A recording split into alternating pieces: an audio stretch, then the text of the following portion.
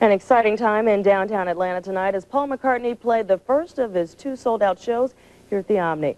As News at 10's Lee Green witnessed, when a show business legend like McCartney comes to town, it's not just a concert, it's an event.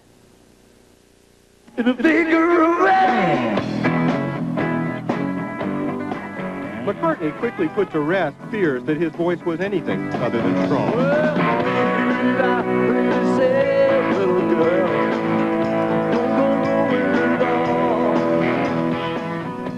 But a McCartney concert starts a long time before Paul takes to the stage. Many hours before Paul even arrives at the arena, his fans are on hand, waiting for a glimpse of their idol.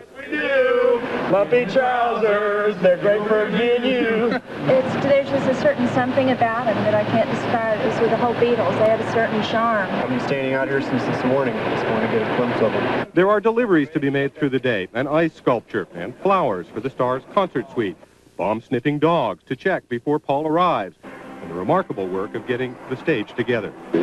Basically ridiculous amounts of hard work and people kind of imitating Keith Richards and go without sleep for about 3-4 days on end. I mean, these guys are incredible. Paul said that they're probably recognised as the best crew in the world. Finally, the band arrives, and shortly after that, with a motorcycle escort no less, Paul and Linda McCartney. Then the star has a sound check. He finds out how the band's doing. Okay, go. How you feeling? Everything all right? Cool. The check's complete, the doors open, and the arena fills quickly. After a short film, the man himself.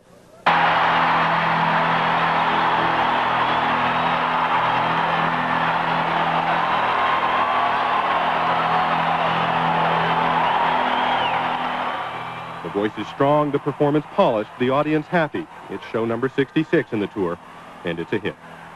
Lee Green, Channel 46, News at 10. Paul McCartney has scheduled a news conference before his second concert, and before you think about rushing out to get a ticket, tickets to the show are running as high as $300. Maybe we can ask him tomorrow if he has any extra tickets.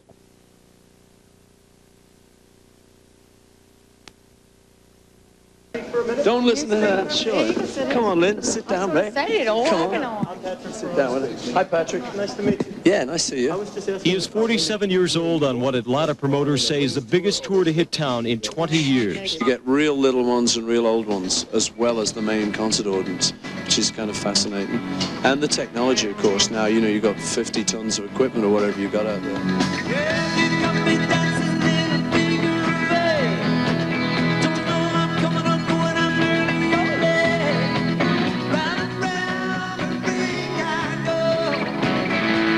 In an exclusive interview with Action News, Paul and Linda McCartney told us even they are surprised at the concert response. Proves you're getting to all the people. It's interesting. Actually, you say biggest surprise when I think of it now that I've had time to think about that question, which I sort of said that. I think the fact the Berlin Wall's come down, a lot of peaceful, really things we never thought would happen in our time.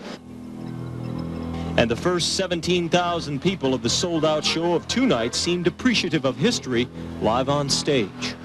I consider myself really lucky to have the opportunity to see him. He's a legend. He's been around since before my parents, and he's just awesome. I love him. In a figure of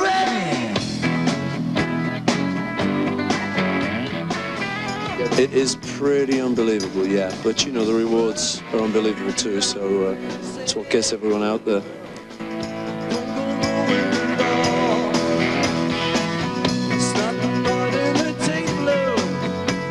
And Paul and Linda told us, rather than just believe in yesterday, they're singing Pipes of Peace, and their environmentally conscious concert tour is hoping the 90s will be the best decade of all for the world and the McCartneys. On the night beat, Patrick Crosby, Channel 2 Action News. The McCartneys are donating part of their proceeds to the Friends of the Earth National Environmental.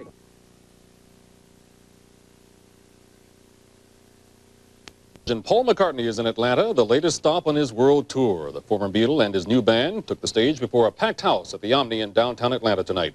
Channel 5's Lisa Clark was there. She's standing by live now. Lisa, how was the concert? Ken, it was great. Of course, wretched weather, but that did not stop thousands of McCartney fans from coming out. And of course, it did not stop Paul. Paul, come on over. Paul, Paul Osmond, I mean, yeah. You don't think Paul McCartney would come out on weather like this? We tried, but we got you. I was there for the concert. It was a great concert. There's so many great Paul McCartney songs, but I want you to hear at home a very special Paul McCartney tune. Yesterday, all my troubles seem so far away. now I need a place to hide away. Oh, I believe in yesterday. Ba, ba, ba, ba, ba, ba, ba.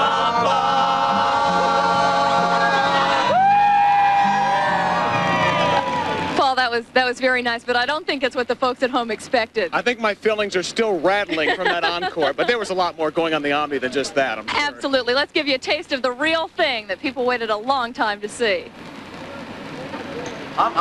For some people, the path to the Paul McCartney concert was indeed a long and winding road. I have been here for 2 days. I skipped final exams. I drove 9.5 hours. She's not a real Beatles fan. To see Paul McCartney! In this case, perseverance paid off for those who waited in the rain to purchase last-minute seats freed up by promoters. Inside, a mostly 30 and 40-something crowd trained binoculars on the stage and waited for the arrival of an ex-Beatle not seen on tour in 13 years.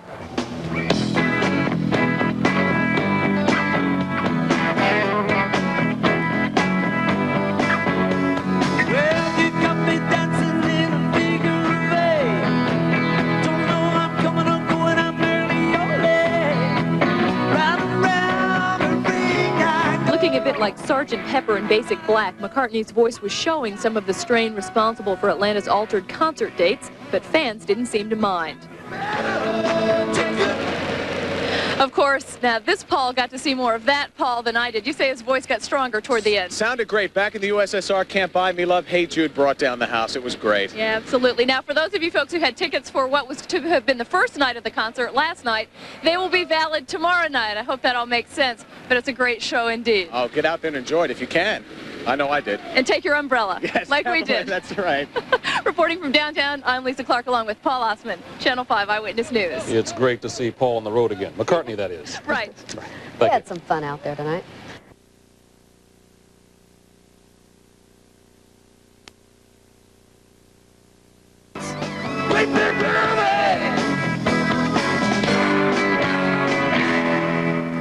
Now, tonight at 11, I'll have more of the press conference with Paul McCartney, in which he talks about, among other things, his reasons for becoming involved in an environmental group, Friends of the Earth, and helping to promote this tour this time around. Brenda, Jim? All right, several folks in the newsroom going tonight, I know. Will you be among them, Lisa? If I'm fortunate enough to find my husband down here, he has our ticket, so I've got to meet up with him before I can get back in, I'm afraid. Oh, okay, you'll be holding up a desperate sign or something, I guess. Absolutely, absolutely. Hoping he's not turned into a scalper, huh? Yeah. Heavens no, I didn't bring enough cash, I'm afraid. Well, enjoy yourself. Thank you so much. All right. Bye-bye. With George from time to time, but he's kind of thinking of retiring now. You know, he's reached 64. A conversation with the still young Paul McCartney. Does the name Paul McCartney ring a bell? Joey Chin joins us from the Omni, where the former Beatle wowed them one more time tonight. Joey? John, this is the kind of event, concert event, that reporters don't mind covering so much, because not only is the music good, but the fans are fun as well. A lot of families at this event, a lot of folks who had grown up with the Fab Four and brought their own kids out this evening. Not the sort of rowdy crowds that you normally expect at a mega event like this. A lot of folks who prove that even when it comes to former Beatlemania, almost no one is immune. Even Paul's news conference degenerated into McCartney mobbing, as reporters and photographers tripped over each other to get the star's autograph. The session had started on a serious note. McCartney's tour also promotes an environmental group, Friends of the Earth. You know, so that at the end of the tour, it will have all meant a little bit more than the average tour. For fans, just the former Beatles' appearance makes this more than an ordinary tour. Many who packed the Omni last night and again tonight grew up with the Fab Four and brought their own kids. Of course, some younger fans knew McCartney and his wife Linda better for their Wings group. You know who Paul McCartney's old band was? Yeah. Oh, Beatles. Well, Well, this is the concert, as you may remember, John and Patricia, that was postponed from Saturday night, so there were a number of people who weren't able to attend, and as you remember, a lot of people were sort of angry about that. But the folks out here tonight seem to feel it was worth it. A lot of them had to shift work schedules, babysitting schedules, school schedules to be here, but they all had a good time. And, you know, you'd think that the scalpers would have had a better or lesser of an opportunity, but they seem to be doing pretty well, too. I talked to one guy who said that scalpers were still asking for $125 and more for a ticket just before the show started tonight. So there is quite a bit of money to be made by folks who really wanted to get in here tonight. John, Patricia? So how about you, Joey? Did you get your autograph? No, I didn't somehow think that it was the right place for me to be asking for an autograph, but I'll tell you what, a lot of those reporters who've been fans of the Beatles forever were just jumping all over each other to get up to the podium and to actually touch Paul McCartney. All right, Joey, thanks a lot. It was a well-behaved concert crowd, wasn't it? The parents were there. Yeah. No warm welcome.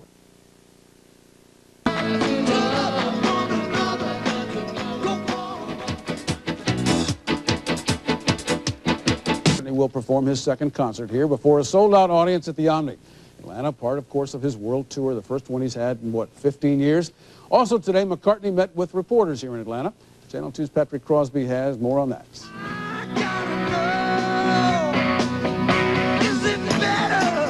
They have come from all age groups from all around the South to see a bit of history. He's a legend. He's going down in history, and I'm just really very proud that he's here.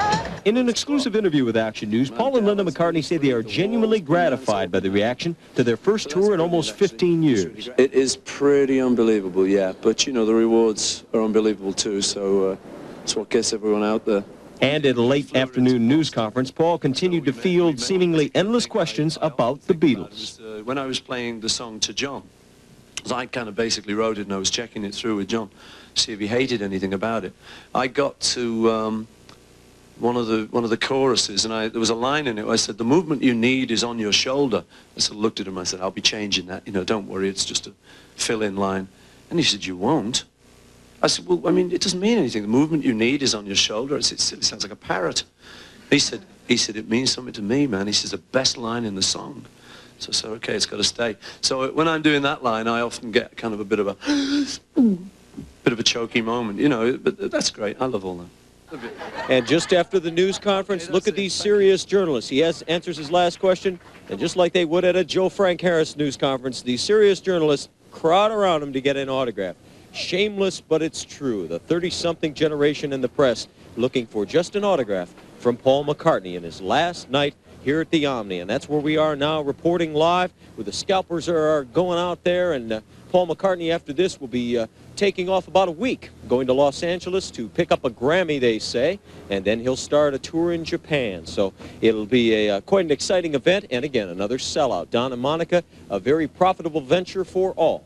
So you did not get an autograph last night or tonight, right? No, I saw your head. I saw the back of your head up there in front. Did you get one, Patrick? Your Big Chief Pad. Did you get one, Patrick? I have nothing to say at this time, Monica, for fear that there may be some journalistic criticism placed upon me.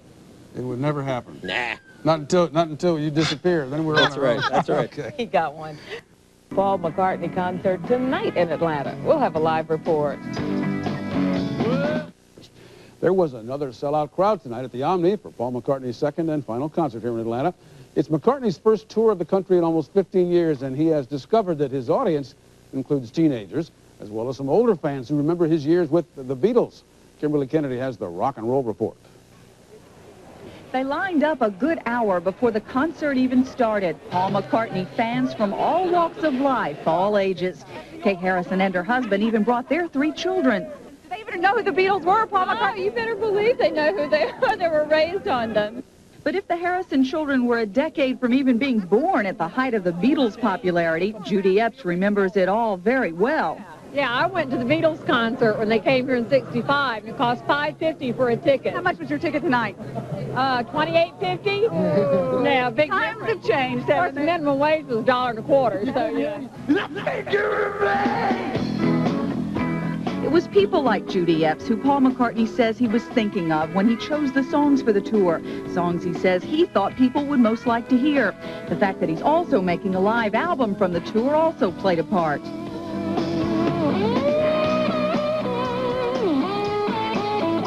A few of them just sounded like they were better records than live things. Things like Hey Jude that involved the audience, we thought, well, that's got to be in for the live. Sgt. Pepper that actually mentions the audience about, it's wonderful to be here, you're such a lovely audience, you know, that had to be in.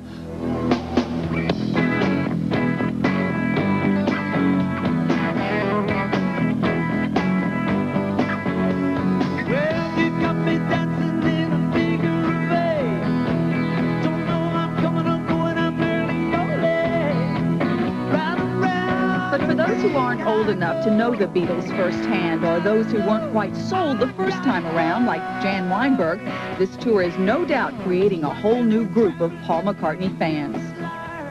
I was not a Beatles fan. I did not like him, but I'm a McCartney fan now. But how did that happen? I don't know. I just like his music. I just like the way it sounds, and I guess it just... Sometimes you'll look in there and you'll see sort of a grown man just crying, you know, just because it sort of takes him back. And that's fairly sort of powerful, just watching that. I mean...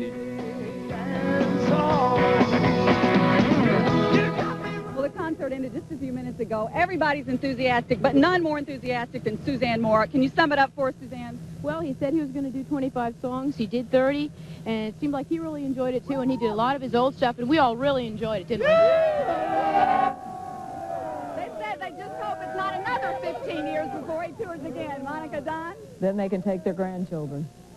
There might be another 15. Yeah, it could be. He's got enough money. Coming up in sports.